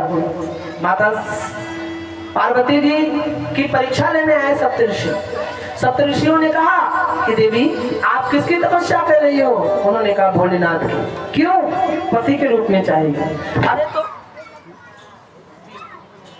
अरे तो उनसे अच्छा जीवन विष्णु जी का है, उनके चक्कर में पड़ो। सब पार्वती जी ने कहा बिल्कुल नहीं। बोले उनसे अच्छा ब्रह्मा जी का जीवन है, उनके चक्कर में पड़ो। हाँ, पार्वती जी ने कहा बिल्कुल नहीं, मुझे तो भोला पसंद है, मैं भोले के सिवा दूसरे किसी को अपने ध्यान में नहीं ला सकती। तो सप्तऋषियों ने कहा अरे मुझे अपना गुरु मानो, गुरु की बात तो मानो। तो पार्वती जी ने कहा अगर आप हमें नारद जी से पहले मिल गए होते तो हम आपको गुरु बना लेते। अभी हमने एक गुरु बना लिया है, और गुरु माने बाप। अब बाप को अगर बदल देंगे तो फिर हम नाजायज कहे जाएंगे। गुरु तो हमारा एक ही है, बाप तो हमारा एक ही है, चाहे वो जैसा भी हो, चाहे जो सलाह दे उसी का सलाह हमारे लिए मान्य है। अब मैं उसकी वाणी को नहीं बदल सकती, उसकी वाणी को नहीं काट सकती। यानी ये कि कुल मिलाकर जब सप्तऋषियों ने देखा कि ये तटस्थ है तो जाकर शंकर जी से बोले महाराज कन्या तैयार है। शंकर जी बोले फिर हम भी तैयार हैं। अब शंकर जी की महाराज सजावट होने लगी। अब देखो ये शंकर जी का दूसरा विवाह होने जा रहा है। कल माता सती से हुआ था, आज माता पार्वती जी से हो रहा है। अब इसका मतलब ये नहीं कि आप लोग भी जाके, नहीं ऐसा नहीं भैया। हाँ, एक जगह कथा सुन के एक आदमी गया घर, और घर गया तो अगले दिन बैंड बाजा वाले को बुलाया, डीजे वाले को बुलाया। पत्नी बोली कौन हो, काय झालं तुम्हाला, सगळे बरोबर आहे ना? नाही बरोबर तर आहे, आतापर्यंत आम्ही झोपले होते पण आज माझी डोळं उघडलं। पत्नी म्हटली कसे, तर ते म्हटले की आम्ही रामायण कथा ऐकायसाठी गेले होते आणि आम्ही रामायण कथामध्ये ऐकले की महाराज दशरथ एक नाही तीन लग्न केले होते, म्हणून आम्हाला एकच झाला तर दुसरा करायसाठी जात आहोत। पत्नी बोली बरं। उद्या पत्नी ही नवरी सारखे सजली, डीजे बोलवली, बँड बाजा बोलवला, रिश्तेदार बोलवलं। पती म्हटलं काऊन रे तुला काय झालं? पत्नी म्हटली तुम्ही रामायण ऐकण्यासाठी गेले होते, आज आम्ही भागवत कथा ऐकून आली आहे। आम्ही भागवत कथामध्ये ऐकले द्रौपदी एक नाही पाच नवरा होता त्याने। इसने कान पकड़ा, बोला नहीं एकच बरोबर आहे बा। तो शंकर जी की दो शादी हुई, पर आप नहीं करना, एक में ही समाधान मानना चाहिए। क्यों?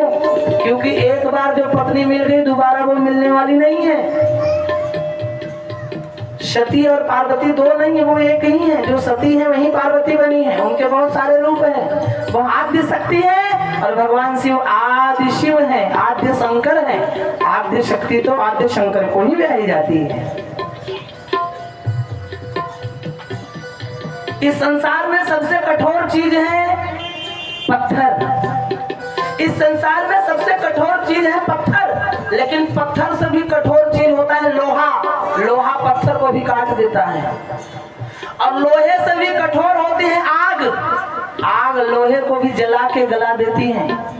और आग से भी ज्यादा ताकतवर है पानी। पानी आग को बुझा देती है। और पानी से भी ज्यादा ताकतवर है इंसान। इंसान पानी को घोल बना के पी जाता है, पचा लेता है। और इंसान से भी ज्यादा ताकतवर है बीमारी। बीमारी इतनी भयंकर चीज होती है कि पहलवान जैसे आदमी को 2 दिन में गिरा देती है बीमारी। और बीमारी से भी ज्यादा ताकतवर है मौत। मौत आ गई तो बीमारी कैसे भी हो लेकर जाएगी ही जाएगी। और इन सब से ज्यादा ताकतवर है मौत के भी बाप मृत्युंकल मृत्युंजय महाकाल। मौत के भी कालों के भी काल है। अकाल मृत्यु वो मरे जो काम करे चांडाल का, और मौत उसका क्या करे जो भक्त हो महाकाल का। महाकाल तैयार हो रहे हैं विवाह के लिए। आजकल का दूल्हा तैयार होता है। आजकल का दूल्हा तैयार होता है। आजकल का दूल्हा तैयार होता है तो मोतियों की लड़ी बांधता है माथे पर, मौरा बांधता है। शंकर जी ने कहा कि भैया हमें मोतियों की लड़ी नहीं चाहिए, मेरे माथे पर तो एक सांप लाके बांध दो। किसी ने शंकर जी से पूछा महाराज सांप क्यों? शंकर जी ने कहा मोती क्यों? तो लोगों ने कहा मोती बांधेंगे तो चेहरा दिखने में अच्छा लगेगा। शंकर जी ने कहा नालायक, चेहरा आज अच्छा है कल अच्छा नहीं रहेगा। आता तुम्ही मला ही पहा, माझं नाव माझ्या बापाने कृष्णा ठेवलं होतं, पाहून सगळे, आणि आज सुदामा सारखे झालो आहे। हा पोट झाला मटका, हा चेहरा झाला बाकसा। एक दिवस आमचाही काही रूपरंग होतं महाराज, लोक पाहत होते आम्हाला, पण आज पाहत असं झाले आम्ही। रूप जसं आज आहे तसं काल राहणार, जसं आज आहे तसं उद्या राहणार नाही। रूप आज चांगलं आहे उद्या बिघडणार, पण गुण आजही चांगला आहे आणि शेवटपर्यंत तो चांगला राहणार. म्हणून रूपाची नाही गुणाची किंमत आहे. रूप नको पहा, गुण पहा. भगवान शंकर जी ने भुजंग बांधा माथे पर. किसी ने पूछा क्यों? शंकर जी ने कहा मैं संसार का पहला नौरा हूँ जो काल को बांध कर ससुराल जाऊंगा. ससुराल वाले देखकर तो ये तो जाने कि अब तक जितने नौरे आए हैं आज नहीं कल गए हैं, ये तो काल बांध कर आया है. अरे ये तो काल का भी काल महाकाल है भैया. इसका काल भी कुछ नुकसान करने वाला नहीं है. आजकल का दूल्हा तैयार होता है तो क्रीम लगाता है, चंदन लगाता है, हल्दी लगाता है. शंकर जी ने भस्म लगाया, राख लगाया. कोणी विचारलं महाराज राख कसाला? शंकर जी म्हटले पुरुष सांग, शेवटी हा देहाचा काय होणार ना. तर जे नंतर होणार त्याची तयारी मध्ये आम्ही अगोदर राहिले तर काय हरकत आहे. जे नंतर होणार त्याची तयारी मध्ये आम्ही अगोदर राहायला पाहिजे. आजचे दुल्हा तयार होते तर हातात तलवार घेते. शंकरजी त्रिशूळ घेतले. कोणी म्हटलं कसाला? शंकरजी म्हटले की तलवार मध्ये एकच धार आणि लग्न झाल्यानंतर तीन दुश्मन आक्रमण करते. काम, क्रोध और लोभ. अगर तलवार रहेगा तो मैं एक को मारूंगा तो 2 गले अटके रहेंगे.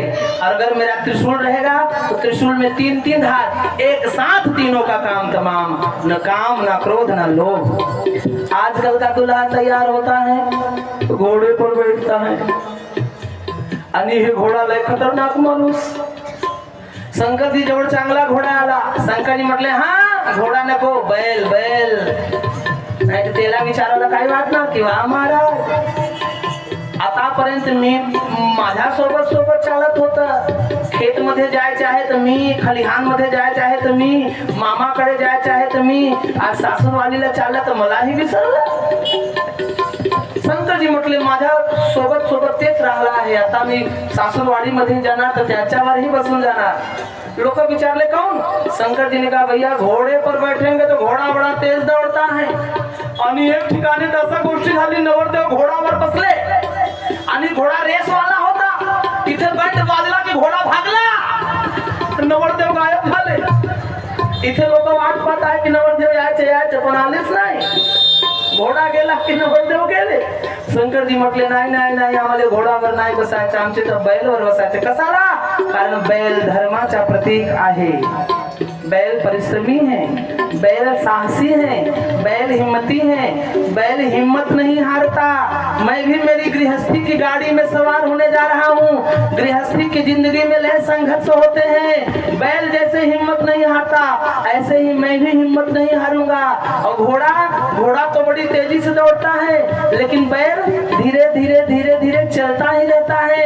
मेरा ऐसा मानना है कि मेरी गृहस्थी की गाड़ी घोड़े की तरह ना दौड़े लेकिन बैल की तरह धीरे धीरे चलती रहे. साईं उतना दीजिए जामे कुटुंब समाए, मैं भी भूखा ना रहूं, कोई साधु न भूखा जाए.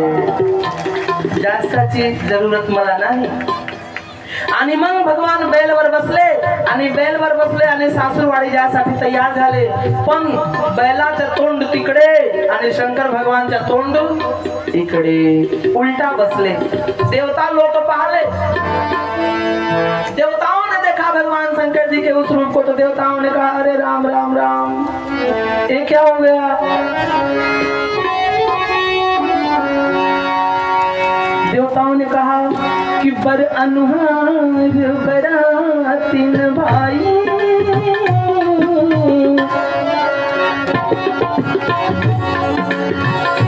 बर अनुहार बरातीन भाई,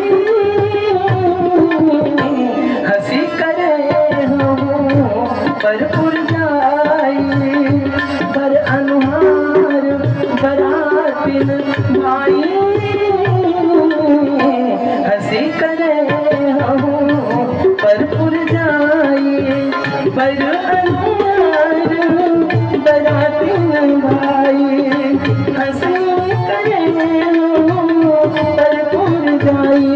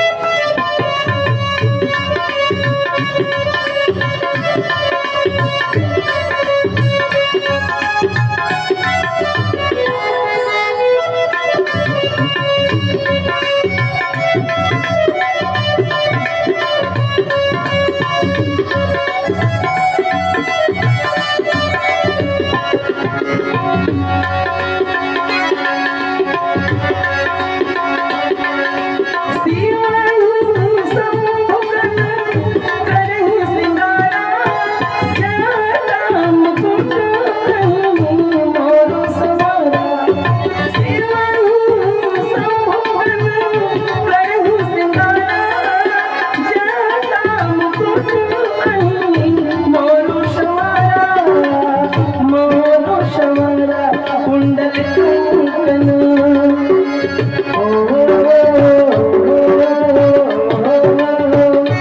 कुंडल कंकन पहिरे प्याला जटा मुकुट मौन समारा कुंडल कंकन पहिरे प्याला जटा मुकुट मौन समारा कुंडल कंकन पहिरे प्याला। बोलिए गौरी शंकर भगवान की नमः पार्वती पते हर हर महादेव। देवताओं ने कहा ऐसे दूल्हे के साथ अगर हम लोग ससुराल में जाएंगे तो ससुराल वाले मान सम्मान नहीं करेंगे, क्योंकि यह भूत प्रेतों के साथ चलने वाला दूल्हा, भांग धतूरा खाकर चलने वाला दूल्हा, भस्म लगाए भभूत रमाए चलने वाला दूल्हा, बड़ा अपमान होगा हम लोगों का। सो देवताओं ने शंकर जी को अकेला छोड़ दिया और देवता लोग शंकर जी से आगे निकल गए। असंच होते आपल्या सोबतही असं झाले आहे। जर आम्ही लग्नात मध्ये गेलो आहे तर लग्नामध्ये दुल्हा एकदम मागे आणि बाराती एकदम मागे, बँड बाजा एकदम मागे, दुल्हा बिचारा एकदम मागे, असं सर्वांना सोबत आहे। आणि आपल्या जीवनात दोनदा लग्न होते। एक जेव्हा एरणगाव मध्ये गेले होते मिथुन भावला घेऊन तेव्हा, आणि एक शेवटची। दोघांमध्ये दुल्हावर राहते, पण फरक बस इतकी आहे की जेव्हा आम्ही लग्नात जातो तेव्हा दुल्हा एकदम मागे आणि बाराती नाचते गाजते समोर समोर, आणि जेव्हा आम्ही शेवटी लग्नावर जाते तेव्हा दुल्हा एकदम मागे आणि बाराती एकदम मागे। काऊन? कारण आहे जेव्हा आम्ही सुख मध्ये राहणार तेव्हा सगळे रिश्तेदार नातेवाईक आपल्या समोर समोर राहणार, आगे आगे जाणार, नाचणार गाणार। जेव्हा आम्ही कोणी दुःख मध्ये पडून जाणार तर सगळे आम्हाला समोर ठेवून सगळे मागे होऊन जाणार। साथ देणारा आणि सोबत चालणारा या जगात कोणीही नाही आहे। दुःख जेव्हा आला तुमच्यावर, जे आज म्हटले आहे की जर कधी तुमच्यावर दुःख आलं तर मला तुम्ही विचारा, आणि जर तुम्ही 10 वाजेपर्यंत विचारलं की यार भाऊ 15,000 रुपयाची गरज आहे, दे ना लवकर, तुम्ही आज म्हटले होते एक दिवस की मी तुम्हाला देणार, तर ते काय म्हणणार, अरे रे रे तुम्ही संध्याकाळी काऊन नाही सांगितलं, संध्याकाळी सांगितले असतं तुम्ही तुम्हाला दिले असते, होतं माझ्याकडे, मी गणेश भाऊला दिलं। तो बात बदल जाते हैं लोग बात कहकर महाराज। शंकर जी पहुंचे ससुराल में, और ससुराल में भगवान शंकर जी के रूप को जब वहां के लोगों ने देखा तो सब डर के मारे भागे। भूत प्रेतों के साथ, बिच्छू सांप के साथ गांव के लोगों ने देखा, तब सबकी हालत बड़ी खराब हो गई। गांव के लोगों ने अपने अपने घर का दरवाजा ही बंद कर लिया शंकर जी की बारात देखकर। किसी ने कहा शंकर जी से कि भोलेनाथ बारात वापस लौटाओ। शंकर जी ने कहा क्यों? कहने वालों ने कहा कि दुल्हा गांव में प्रवेश करते ही गांव की महिलाओं ने दरवाजा बंद कर लिया, इससे बड़ी बेइज्जती और क्या होगी। शंकर जी ने कहा तो वो शादी विवाह में तो गए हो नहीं? अरे शादी विवाह में अलग अलग गांव के अलग अलग रीति रिवाज होते हैं। हो सकता है ये गांव का रिवाज हो कि दुल्हा गांव में आए और गांव की महिला अपना दरवाजा बंद कर ले। जरा जरा सी बात पे बारात वापस लौटती है, मूर्ख ही हो क्या? चलो बारात आगे बढ़ाओ। भैया बारात आगे बढ़ी। जब बारात आगे बढ़ी तो पार्वती जी की सखियों ने दूल्हे को पहले देख लिया, और पार्वती जी की एक सखी ने दूल्हे को देखा, दूल्हे को देखकर गई दौड़ी दौड़ी माता पार्वती जी के पास और बोली, पार्वती मैया से बोली एक बाला। पार्वती जी बोली बोलो बोलो क्या हो गया? सो सखी बोली कि तू तो है गोरी, दुल्हा है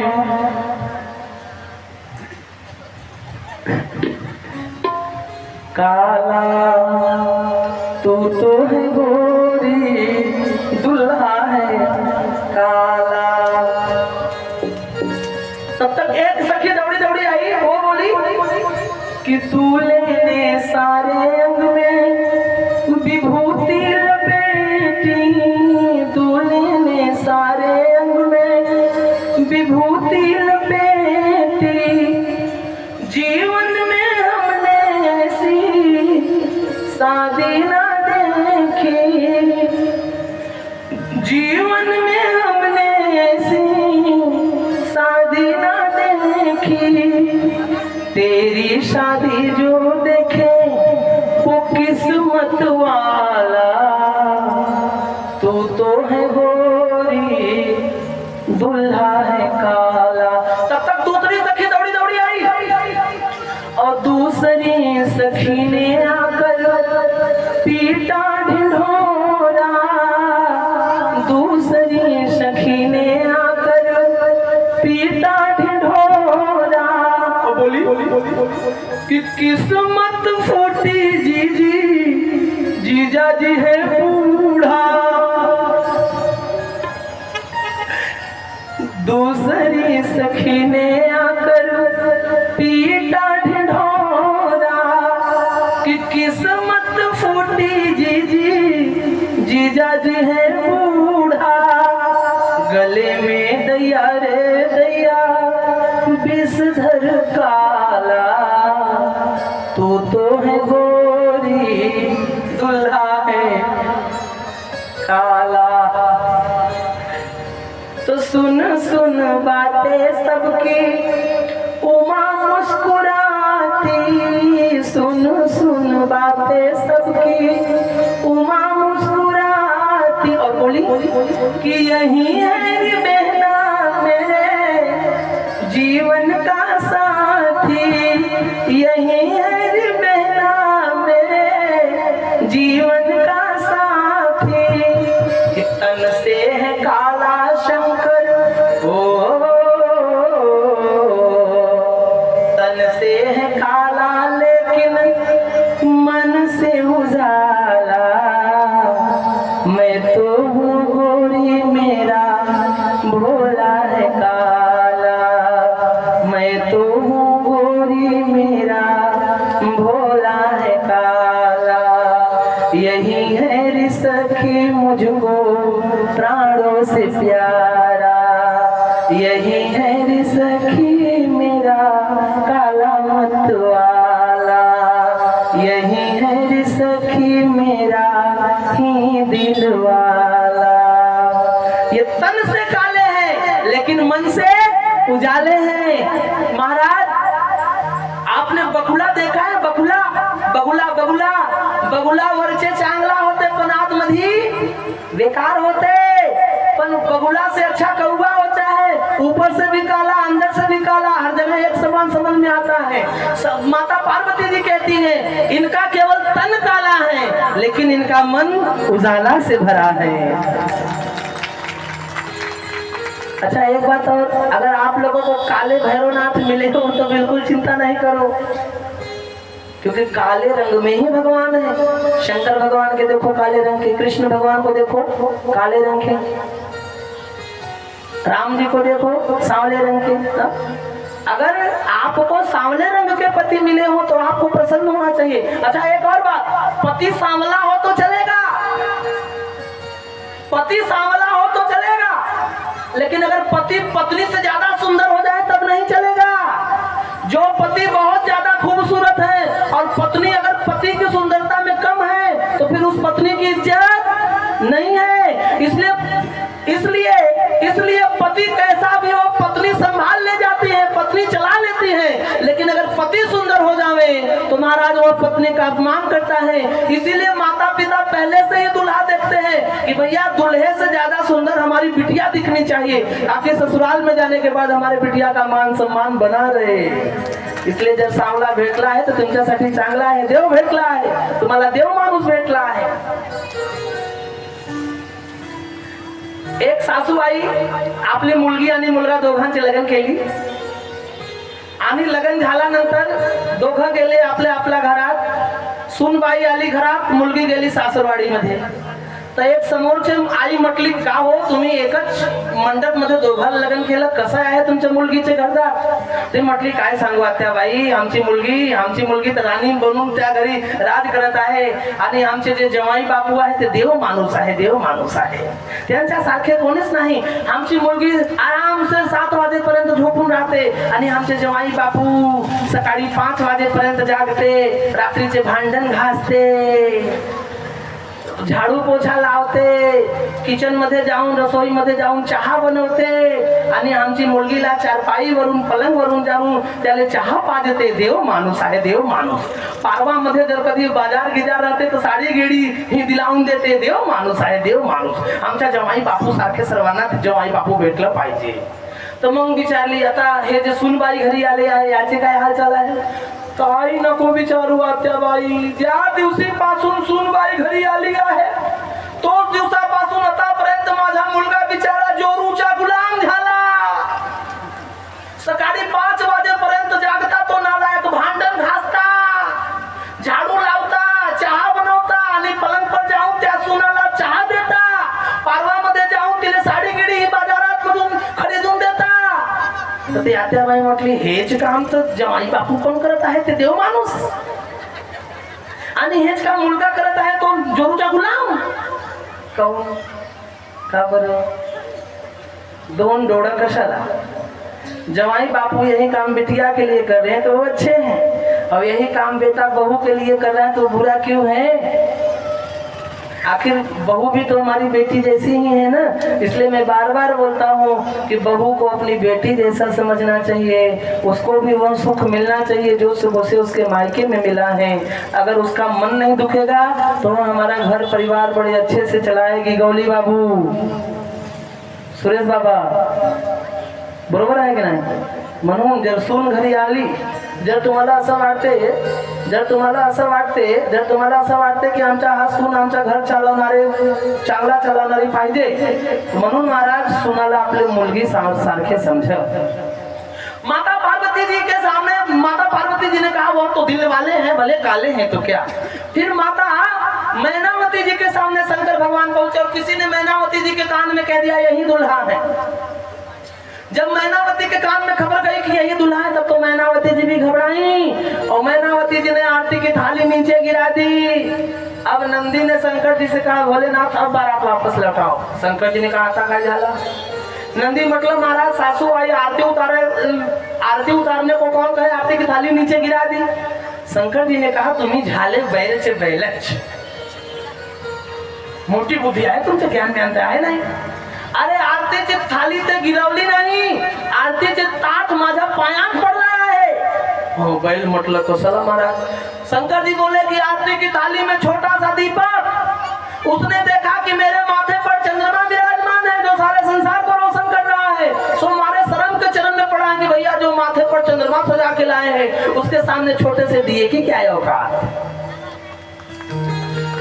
आरती के थाले में लोटे में जल, कलश वाला जल जाणून बुझून माझे शरम माझ्या पायात पडला आहे. तिले जल हे पाहला की ज्यांच्या डोक्यावर गंगा वाहत आहे त्यांच्या समोर लहानसे कळसाचे जलाचे काय औकात, म्हणून ते माझे शर्म माझ्या पायात पडला आहे.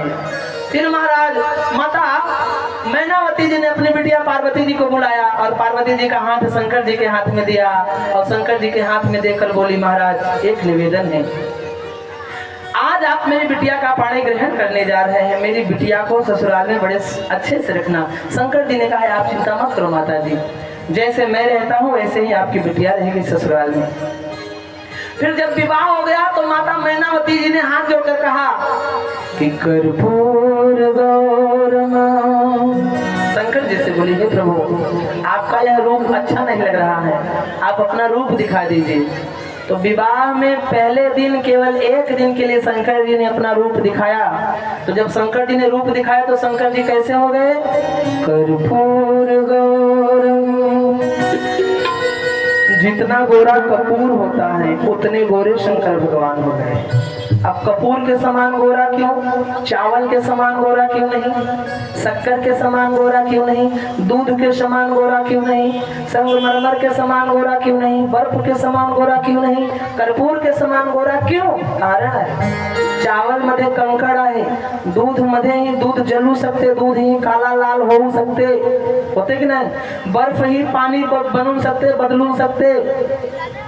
साखर मध्ये ही गंदगी होऊ शकते, चावल मध्ये ही गंदगी होऊ शकते. पण कर्पूर मध्ये गंदगी नाही. तुम्ही लाकड जळवते तर लाकडचे शेवटी राख होते की नाही, गंदगी वाचते की नाही, वाचते गंदगी ना. शरीर मलते तर शरीर मध्ये गंदगी निघते की नाही, निघते ना. पण जेव्हा तुम्ही कर्पूर जळवते तर कर्पूर मध्ये राख बचते काय नहीं. वैसे ही शंकर जी का जीवन अंदर से बाहर तक एक रस, इसलिए कर्पूर गौरम करुणावतारम संसार सारम भुजगेंद्रहारम. माता मैनावती ने कहा सदा वसंतम. शंकर जी ने कहा मैनावती ने कहा मम हृदयारविंदे, मेरे हृदय में. शंकर जी ने कहा मैं अकेले. मैनावती बोली अकेले नहीं. शंकर जी को इशारा करके बोली भवम, आप, और अपनी बेटी को इशारा करके बोली भवानी, तुम दोनों यहाँ निवास करना, मैं तुम दोनों को सहितम नमामि, मैं तुम दोनों को प्रणाम करती हूँ. और पाणी ग्रहण जब कीन महेशा, हर से सब सकल सुरेशा. और जय जय जय शंकर धुनि करही, वेद मंत्र मुनिवर उच्चरही. गौरी और शंकर जी का विवाह संपन्न हुआ. बोलिए गौरी शंकर भगवान की. नमः पार्वती पते हर हर महादेव. और गौरी और शंकर को लेकर भगवान कैलाश पर्वत पर आए. और कैलाश पर्वत पर आने के बाद महाराज कुछ दिनों में उनके जीवन में पुष्प खिलते हैं. कुछ दिनों में भगवान शंकर के जीवन में आनंद की बरसात होती है. कुछ दिनों के पश्चात भगवान शंकर जी के जीवन में एक पुष्प खिलता है. उनका नाम रखा जाता है महाराज कार्तिकेय स्वामी. और कुछ दिनों के उपरांत उन्हीं के घर में भगवान गणपति जी का भी आगमन होता है.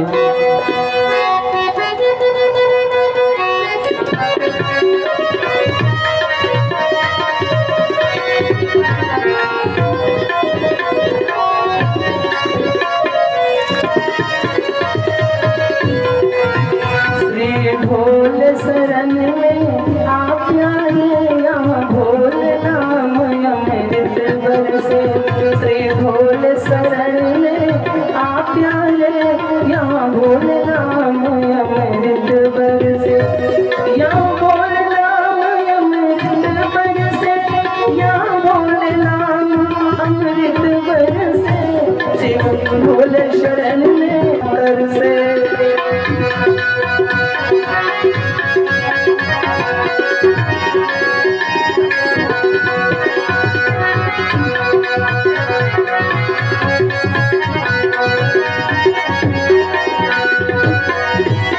दर्शन से पाप कटे सारे, जीवन के मिटेंगे अंधियारे.